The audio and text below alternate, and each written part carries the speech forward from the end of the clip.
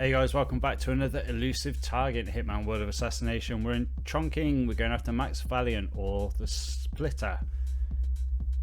This is a really cool mission. We're going to start by bumping into this guy. We're going to grab our coins and we're going to use these to distract him and delay him so we can do all of our setup. One just before the puddle, one just before the minivan, and one to the right hand side in front of the trash compactors. We're going to head up the street a little bit further and hit a left before the arcade, and we're going to go through the bit where we normally encounter the rage when we do the other elusive targets. This time we're going to head into this building and we're going to head up the stairs and we're going to go in and find the propane flask. There's only one on this whole map and this is where it is. Round to the right hand side and we're going to keep going down here. Once you get to the end of the corridor, there's no guards in here. There's nobody to worry about at all. You can just run around. It's quite easy. Going to pull out a pistol here. And just on this next floor up, you've got the security cameras. So we'll take those out, and that is the cameras taken out for the whole map. Now, we don't need to worry about them again. We can move around freely. Up another floor, left and back on ourselves through the blue door. There's a screwdriver here if you want to grab it now. There's another one in the facility, but it's good to grab it if you want it. And here's our propane flask. Back down we go. There's also lethal poison and a garrote in that room.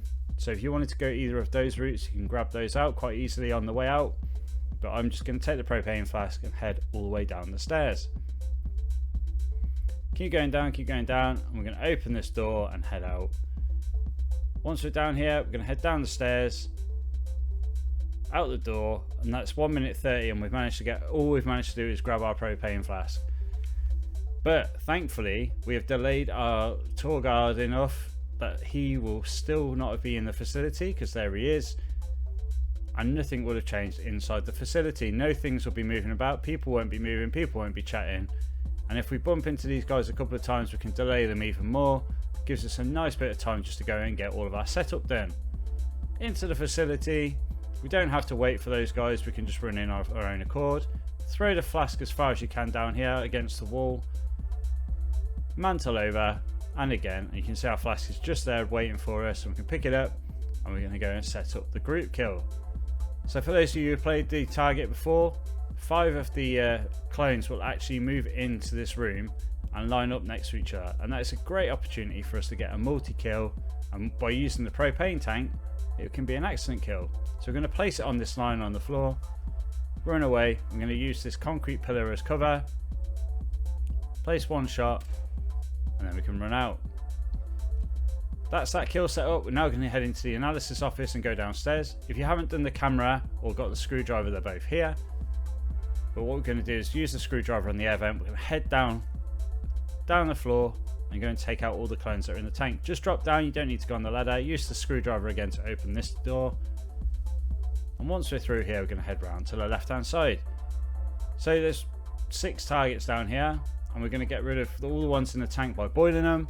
And then there's the dancing guy as well, and he's a nice easy one to get rid of too.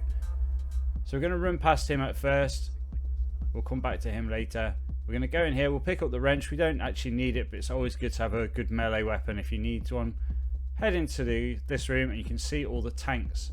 We're going to shoot into the side of this cabinet, and once he's there we can run over and we can actually press the button on here, and that will cause all of these vats to boil and all of those targets will be done.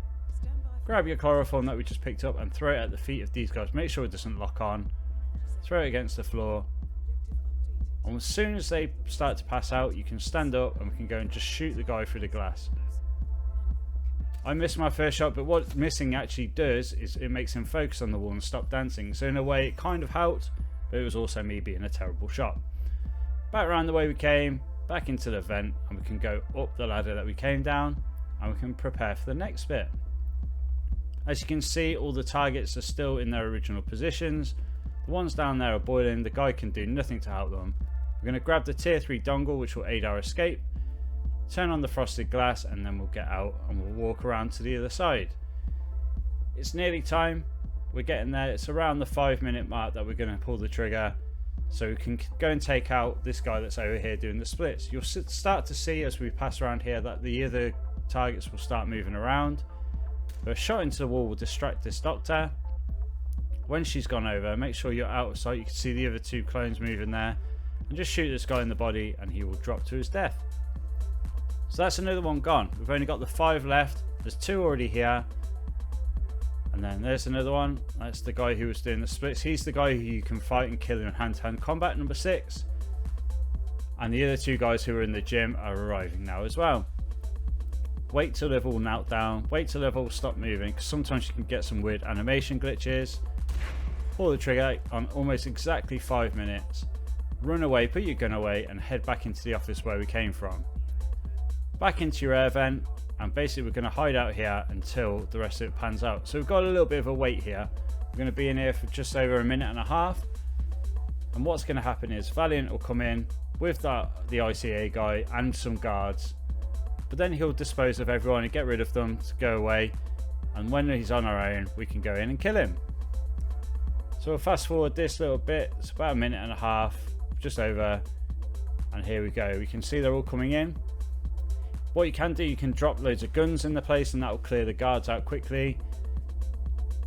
But this way it's a lot easier. There's no stress, there's no randomness to it. There's a lot of RNG if you try and fiddle with the guards.